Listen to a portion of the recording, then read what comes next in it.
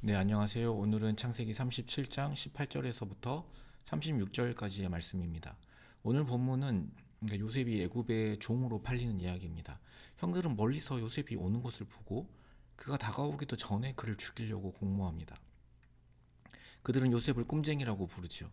그리고 그 꿈들이 어떻게 되는지 보자라고 하며 이야기합니다. 그러니까 이 형들의 말을 보면은 그동안 요셉이 말한 그 꿈이 형들에게는 그동안 쌓여온 미움과 시기를 크게 자극했음을 알 수 있습니다. 그러니까 이들은 세겜에서 그곳 주민들을 살육하고 노략질한 전력이 있어. 이런 형들한테 17세 소년 하나를 죽이는 것은 심리적으로, 물리적으로 큰 제약이 없었을 것 같아요. 하지만 그들은 그 자신들의 행동이 오히려 그 꿈을 실현하게 하는 기반이 될 줄은 누가 감히 상상이라도 할 수 있었겠습니까? 이 형제들의 계획을 루벤은 반대하죠. 요셉을 살리려고 애씁니다. 이런 것을 보면 비라와 동침 사건으로 인한 그 자신의 그 장자로서의 과오를 회복하려는 의도도 있었을 것입니다. 그 형제들에게 잘 받아들여지지는 않죠. 그래서 아무튼 그래도 죽이지는 않고 구덩이에 던지기로 합니다. 그래서 형들은 요셉이 도착하자 채색 옷을 벗기고 빈 구덩이에 던집니다. 그 아버지의 편애와 요셉의 위상을 상징하는 채색옷은 형들의 분노와 그 적대감의 표적이었던 것이죠. 그 요셉이 던져진 구덩이는 에레미야에도 나오는 구덩이와 같은데요. 그러니까 빗물을 모아가지고 식수 등으로 사용하던 물 저장소를 의미합니다. 그러니까 안쪽에 회반죽 같은 것을 이렇게 발라서 사람들이 쉽게 빠져나올 수 없었다고 합니다. 그러니까 요셉이 빠진 웅덩이는 물이 비어 있었다라고 기록되어 있죠. 그러니까 거기에서는 목말라 죽거나 아니면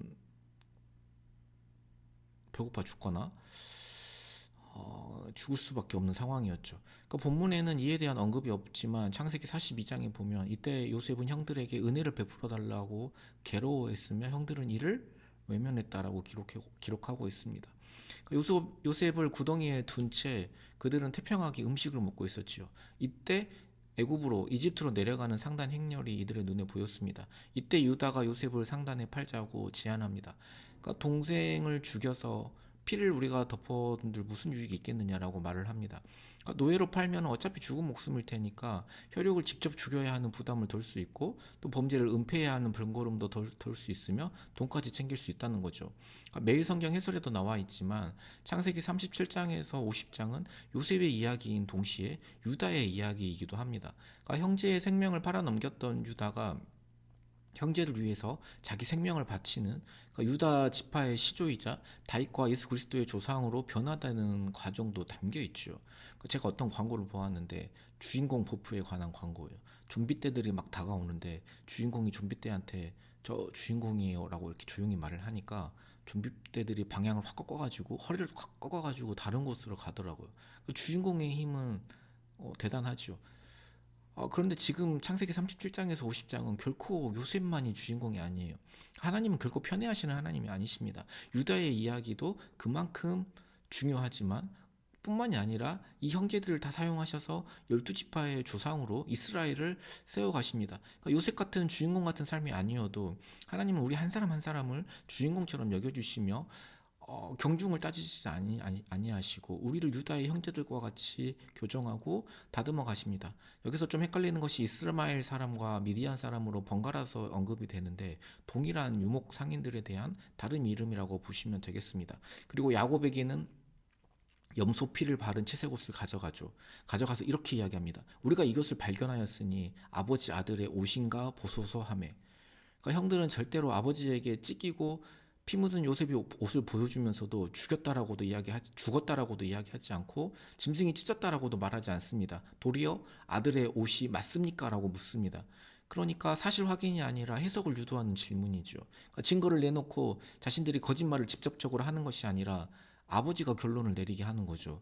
좀 굉장히 교묘하고 악랄한 모습을 볼 수 있습니다. 그리고 좀 흥미롭죠. 야곱은 염소털로 자신의 아버지 이삭을 속였다면 야곱의 자식들은 염소 피로 야곱을 속입니다. 이게 이제 정말 속고 속이는 그런 우리의 인생을 요약해서 보여줍니다. 아들들은 범죄를 끝까지 감추며 요셉의 행방에 대해서 끝까지 침묵합니다. 야곱은 그들의 의도대로 악한 짐승이 요셉을 잡아먹었다고 결론을 내리고, 그리고 가장 사랑하는 아들을 잃은 아픔으로 인하여서 엄청나게 괴로워합니다. 어제 말씀드렸지만 91세에 얻은 아들이에요. 그리고 요셉을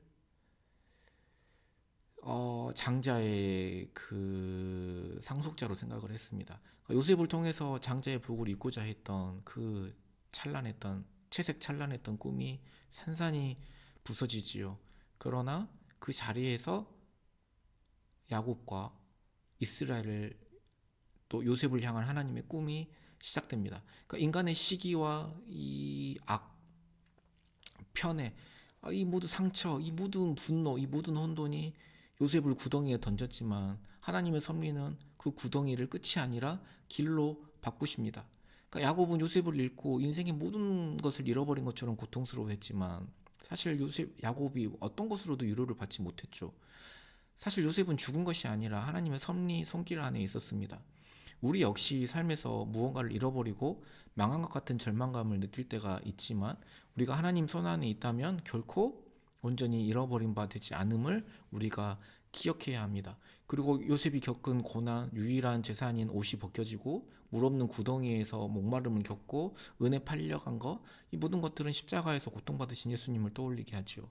그러니까 요셉에게는 자신을 해치고 팔아넘긴 악하거나 무능한 형들밖에 없었지만 우리에게는 우리의 죄와 고통을 대신 짊어지시고 지옥의 구덩이에 빠지신 우리의 진정한 맏형 예수 그리스도가 계십니다. 우리가 이 예수 그리스도께 붙들려 살았으면 좋겠습니다.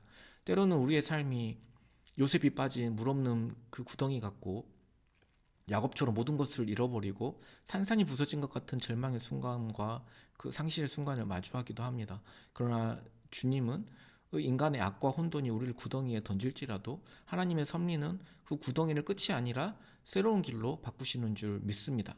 우리가 그 절망의 한 가운데서도 여전히 하나님의 크신 손 안에 있음을 신뢰하게 해달라고 같이 기도하도록 하겠습니다. 기도하겠습니다.